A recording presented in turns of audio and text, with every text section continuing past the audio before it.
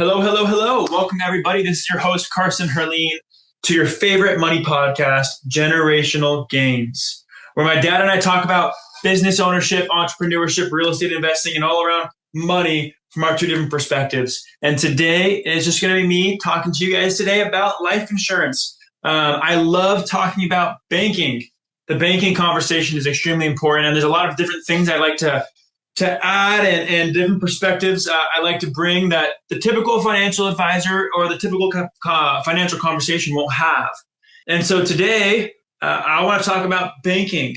You know, there's a lot of ways to look at banking, but I have 3 or 4 different kind of myths that financial advisors believe in and they talk about with this subject. And so, number one, I think the problem is the identifying of the problem in the first place. Financial advisors struggle with that, because they live in a tunnel vision world in the financial industry. They have no idea what banking means or how life insurance can be used. And so identifying the problem is number one. Number two is that you finance everything in your life that you buy, whether you understand it or not. We'll get into what that means. And number three, how much cash value in your life insurance do you need to solve for your own banking function in your life? Now, for those of you who do not know about the infinite banking concept, I would refer back to my original presentation teaching the strategy. However, this is your first time learning about banking using life insurance. Welcome. I'm excited to share this idea with you. I think this idea will come across very well, even though you don't have any prior knowledge of this. But I will add as well that if you've not read the book, Becoming Your Own Banker by Nelson Nash, you need to, absolutely need to. It is a fantastic book and teaches the foundations of banking. And I'm going to quote that book a lot today. Actually, I have it on bookshelf. I should pull it out for you. But I'm going to talk about that a lot. So to start with Nelson, he used to say that if you know what's going on, you'll know what to do. And this is a great place to start because a lot of people, well, we all have a challenge. And one of our main challenges is identifying the problem in our financial life. Financial advisors suck at this, like I just said. And the problem with banking is we become partners with somebody else's bank, and we never establish our own family banking system. And so what ends up happening is the value that we create in our life, our monetary value, when we get paid income, we end up passing that through to the Federal Reserve. And it becomes a wealth destroyer in our lives and constantly takes value away from us and our families because we never realize that we can establish our own banking system. And we never solve for this main problem in our life. And so in perhaps more layman's terms of the banking function, when I say the banking function, you can also call it the lending function. Because when people think about the banking function, why we bank, most people will tend to think that we need a place to park capital, which is true. But Nelson would also add that money needs to reside someplace. It has to. Money has to go somewhere. When you produce income and you have it, where are you going to put it? It has to go somewhere, right? So there is a need for every single human on earth to have their money reside somewhere. So you're doing banking somewhere. Everyone on this earth, if you have money, will be residing their money somewhere. So what better place than the cash value whole life insurance? It might sound redundant because all life insurance has cash value, but when I really say high cash value life insurance, built for banking, it's a very specific type of policy design. Let's dive deep into this concept today, and I think this will highlight a lot of big things for you. What does a whole life policy teach us, or better way to say it, how do we want to utilize whole life insurance in our life, and what problem is that going to solve? Well, my answer for you is that life insurance solves the need for financing. And our financing is actually one of the greatest needs for life insurance, whether you understand that or not. So if you know what's going on, you'll know what to do, like Nelson said. And instead of having all this money going outside of your financial system with other people, you should be able to redirect that cash flow back into your own banking system, your financial system, so that you can reuse that money over and over again. So when we follow the typical advice, everything we do is under the control of somebody else. We have to ask for permission to get capital from our own assets, where you have to pay penalties and taxes. Or if you borrow against it, you're very limited in terms of what you can do. If you want to borrow against your home equity, for example, you have to ask permission from the bank. So you have to ask permission to get your own money, number one. And then because you can't get to your own money, you then end up having to ask permission to borrow their money. It's not even yours. And so we're essentially in this loop of very little control over our financial lives. And that's really what's going on. And so what we're trying to do with the infinite banking concept, IBC, is turning that around, where we have control over what's going on. And that's one of the reasons whole life insurance is such a great place to store cash, because we have this contract with the insurance company where we have control over access to our capital, not them. And what we're solving for here with the banking equation is something that I'd say 99% of the advisors out there don't solve. They're solving for, how are you going to retire? And if you haven't noticed, the goalposts for retirement, they get moved every few years. And the percentage or the amount of money you need to retire with becomes greater and greater. And the percentage that you can withdraw from your retirement, what it seems like to me, fluctuates and even lowers and lowers as inflation keeps growing. So how many advisors are actually discussing with you that truth, that your goalposts for retirement are actually changing every year and getting harder and harder to hit? It's not even on their radar. So like I said in previous episodes, you have to be your own advocate, and you have to realize all the things that you finance in your life. So with all your major capital expenditures, you either finance everything, meaning you either give up the interest that you could have earned on your capital by spending it. Example, you buy a car for 25 grand. If you spend 25 grand to buy the car cash, you now lost the ability, or you gave up the ability to earn interest on that money for the rest of your life. Or the other half of the equation is if you get a loan to buy that car and you now pay that third party interest on that debt because you're financing it with somebody else's money. So either way, there's no getting around it. Whether you pay for things cash or you finance it with a loan, you're financing it. And for those that are cash spenders, this is actually the biggest problem that cash spenders have. It's that all they want to do and all they ever do with their life is they replenish the principal that they just spent. They don't think about the interest that they would have earned on that money. Not only that, but they forget about the compounding interest on that money throughout the years. So all they're ever doing is just getting back to where they were before. And that's it. And that's why it's not good enough. That's why people can't retire. You're never going to build wealth for yourself by always getting back to where you were. And you're certainly never going to build wealth for your family that way. Again, number example, you save up 25 grand, buy a car cash 25 grand. Now your savings is at zero. So now you have to resave and build it back up to 25 to buy the next purchase. Your money's not compounding. You're just saving and spending and replenishing over and over again. You're just building back up your principal.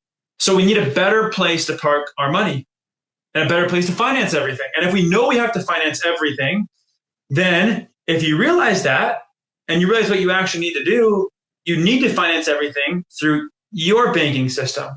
So financial advisors out there who talk about having zero debt or getting out of debt or having maybe different types of debt and diversifying, or maybe not differentiating between different types of debt. Obviously, guys, getting out of high interest debt's a good idea. It's not a bad idea. Credit card debt, that's a bad idea, yes. But we should not be throwing the baby out of the baby water.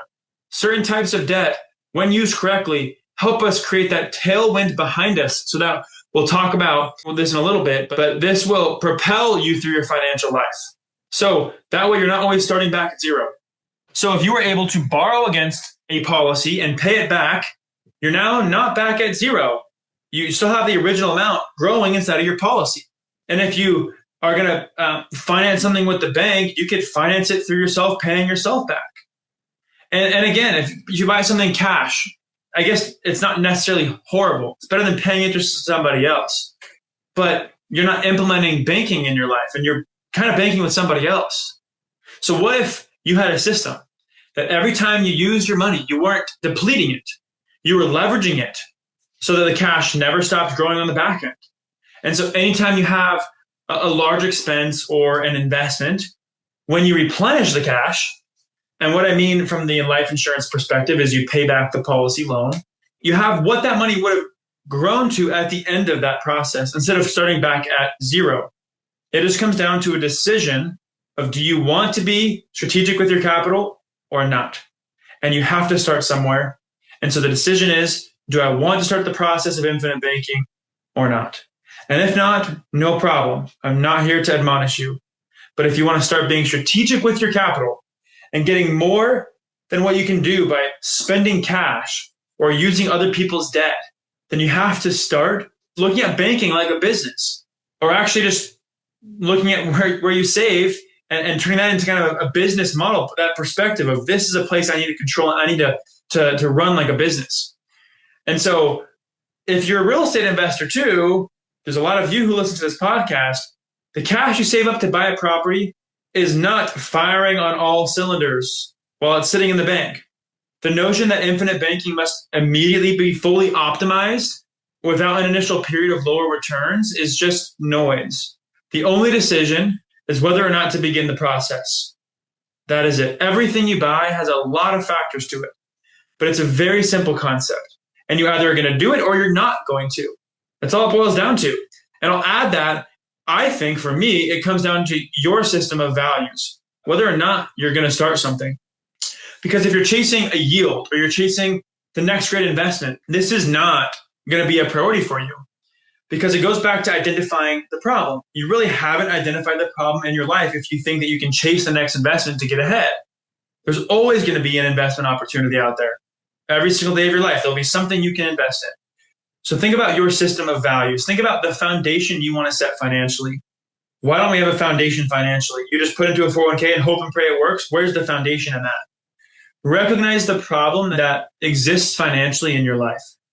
If you're chasing shiny objects, you haven't realized the true value of a whole life policy. And maybe you're thinking in terms of that most people will think when it comes to life insurance and whole life specifically, that it's not only for a death benefit and it's an expense, sometimes people think, and all these mental obstacles that people will put in their own way, and they don't actually see, they don't really notice that the life insurance industry is what it is. I think they misunderstand what it is. And they don't understand what whole life insurance is either. And honestly, they could have called this product whatever they wanted to call it. They just called it whole life insurance. And now that in today's world, people have, they look at whole life insurance as a bad product just based off of stigma, but without any actual evidence. The problem with calling it life insurance is that people just think about the death benefit, but they lose sight of the fact that you have present cash value that you can leverage to become your own banking system to solve for that banking function in your life. And now to kind of talk about that last point, the third point, how much cash value do you need to solve for your banking function? Or in other words, how much money should you be putting inside of a life insurance policy? How much should you have built up in there to help you with your banking needs? And I think that's a terrific question. And it's really an open-ended question because everybody's situation is different. So the only thing you need to know is that you're going to finance everything over your entire life, no matter what. So if you know that and you know what expenses you're going to have in your life and how luxurious or simple you are, that's going to be a very big help here. And because you finance everything, including your houses, your cars, your kids' tuitions, your retirement, we need to think about a size of a policy that's going to be different for everybody, but fills all those buckets and all those needs. So what's a good amount? And maybe the better question, which I'm kind of already leading into, is not what's a good amount to put into it, but how much do you need in order to finance everything in your life? Or how much do you need to have to sleep well at night? And it's really a matter of what if you could fund all of the large recurring expenses in your life? What if you could save for that those big one-time purchases and then reuse the capital over and over and over again for the rest of your life to pay for all those things that come up every year? Property, taxes, automobiles, vacations, and all of those things. The normal way to pay for those things is you save up and then you spend it. And that money leaves your life forever. But if you had a way to save that money one time, you create a little fund for cars, a fund for annual vacations. You save it for all of this in one place, and then you recycled your money over and over and over again for every new vacation, every new car. That's the kind of thing that we're talking about that creates tailwinds in your life. When you fly from San Francisco to New York, it takes about, I think, 4.5 hours, maybe 5. But when you fly from New York to San Francisco, it takes 5, 6, maybe 7 hours. Maybe not 7, closer to 6. Because you're flying into the headwind. What if you could create a system that you always have that tailwind behind you, that it's pushing you through and adding some acceleration to your life? That's exactly what infinite banking is designed for. So going back to like How much cash do you need? I don't think I can answer that here on the show because, again, your situation is going to be different for everybody. And you can't compare your situation to the average Joe. And there's really no right answer, to be honest with you. It's an open-ended question, but it depends on your objectives and your goals. And I can't put together recommendations for you, but you first have to realize that there is a problem. And this is a financial problem in your life, and you need to redirect the flow of money that is existing in your life and put it back into your own family banking system. And that's what becoming your own banker, the infinite banking concept, will solve in your life. And the best place to start is where you currently are. Don't have to wait for you to have a huge lump sum of money. Don't have to wait until you have the new job. The best place to start is where you're at today, and something that can be sustainable for you over the years to come. And the best time to start is always now. In Nelson's book, he also says the best time to plant a tree was 20 years ago. He looks at these policies like a money tree. The best time to start a policy was 20 years ago. Next best time is today.